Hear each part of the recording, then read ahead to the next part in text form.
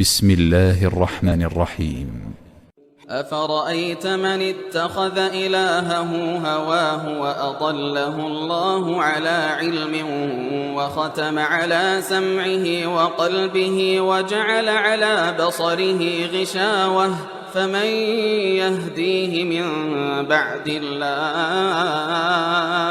أفلا تذكرون وقالوا ما هي إلا حياتنا الدنيا نموت ونحيا وما يهلكنا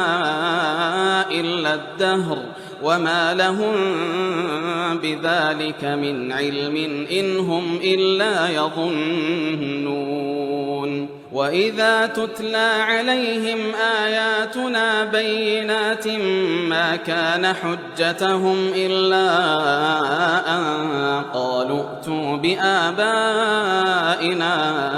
إن كنتم صادقين قل الله يحييكم ثم يميتكم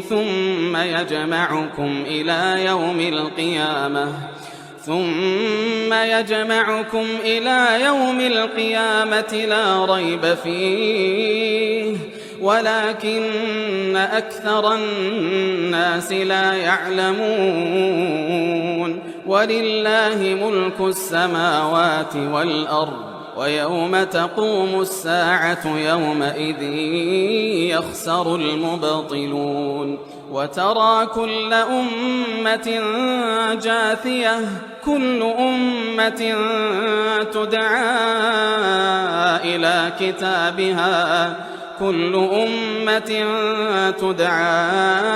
إلى كتابها اليوم تجزون ما كنتم تعملون